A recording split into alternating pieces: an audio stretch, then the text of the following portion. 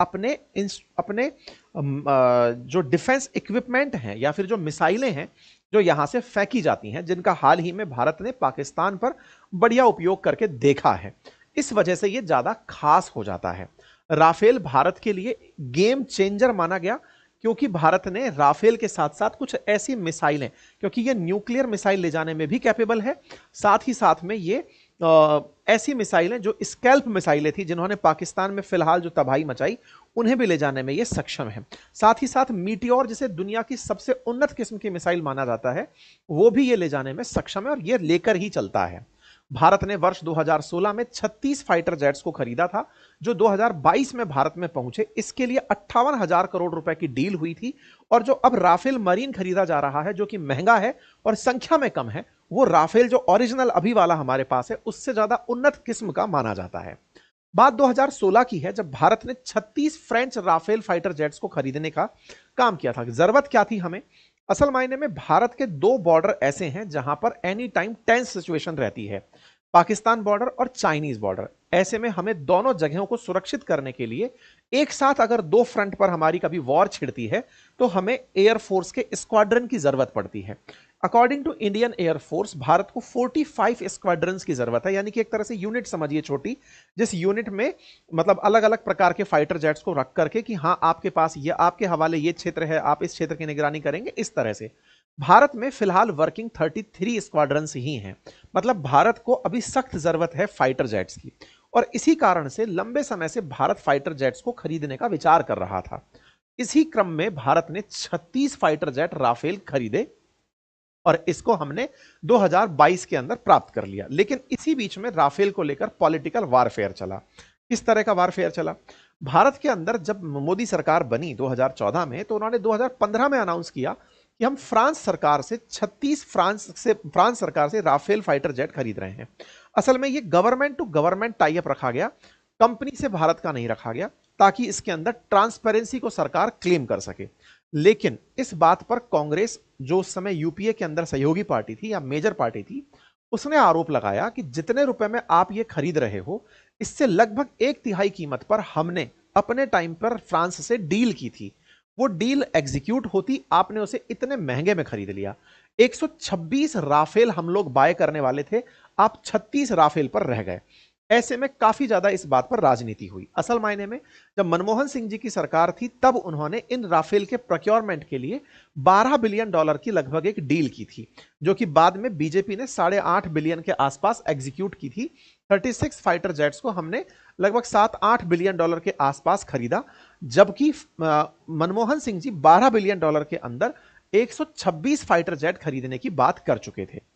36 fighter jet जो defence deal के साथ यहां पर हुए, इसके साथ साथ कुछ और डील्स भी की गई कि इंजन बनाने वाली कंपनी के साथ तमाम प्रकार की बातचीत हुई।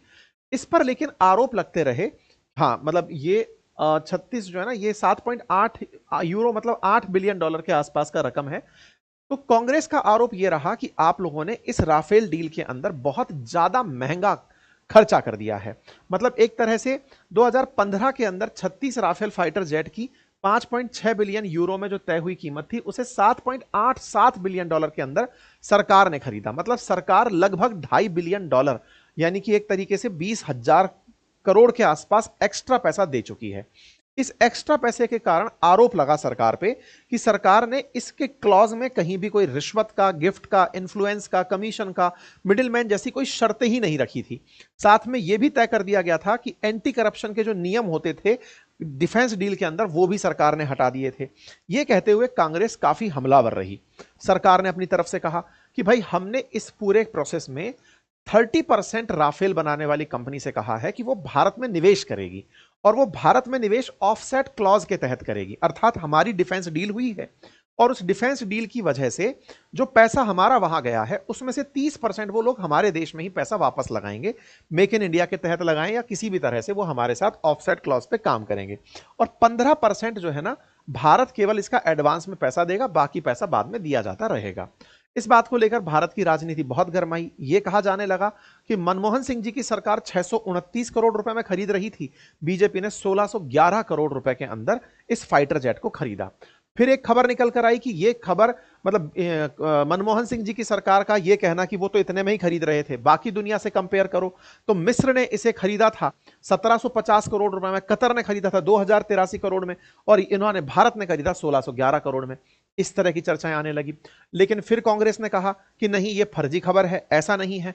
कतर ने 1319 में खरीदा, मोदी जी ने 1670 करोड़ में खरीदा, और मनमोहन सिंह जी 570 करोड़ में खरीद रहे थे।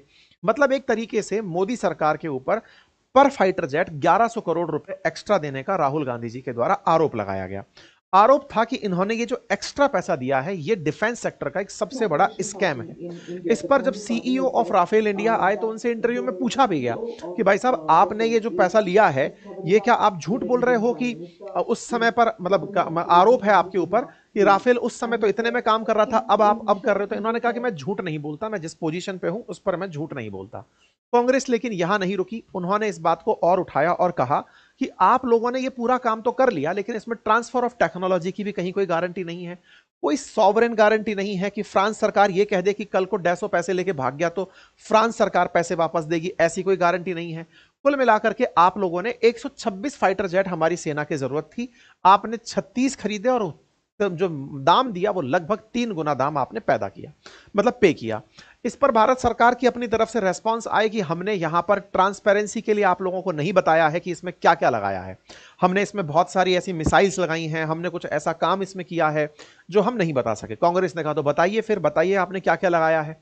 तो ऐसे में भारत सरकार ने बताने से, डिफेंस पर्पजेस से मना कर दिया कि हम इसके साथ क्या लगा रहे हैं। वैसे अब दुनिया को लगभग पता चल गया है कि हमने मीटियोर और स्कैल्प मिसाइलें इसके साथ यूज की हैं, वो संभवतया राफेल के साथ साथ खरीदी गई थी। लेकिन सवाल हमेशा बने रहेंगे कि कितना करोड़ किसके लिए देना उचित होता है।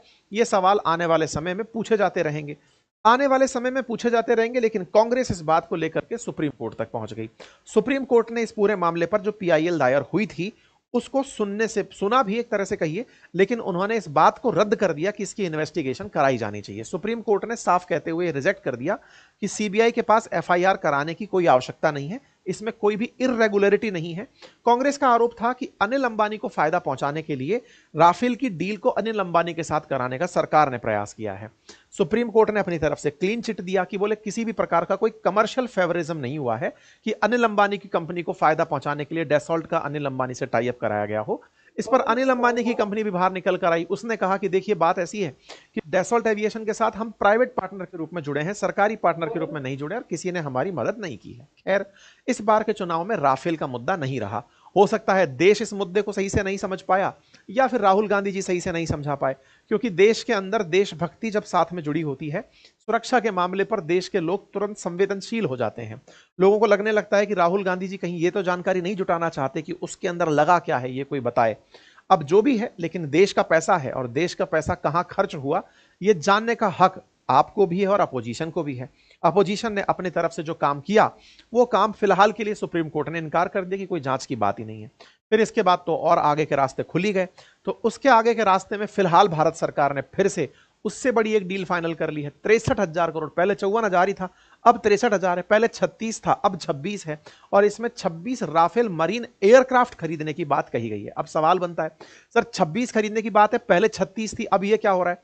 तो कहा जा रहा है कि ये जो पहले खरीदे थे उससे भी ज्यादा एडवांस हैं। एडवांस क्यों है? असल में ये एयरक्राफ्ट कैरियर से उड़ने वाले फाइटर जेट्स हैं। एयरक्राफ्ट कैरियर की मतलब क्या, मरीन का मतलब क्या है, समुद्र में रह करके चलने वाले। बाकी जो है वो तो लैंड से उड़ने वाले हैं, सतह से उड़ करके जाने वाले हैं। समुद्र के अंदर जो एयरक्राफ्ट कैरियर चलते हैं, उन एयरक्राफ्ट कैरियर से टेक ऑफ करके जाने वाले फाइटर जेट्स जो हैं वो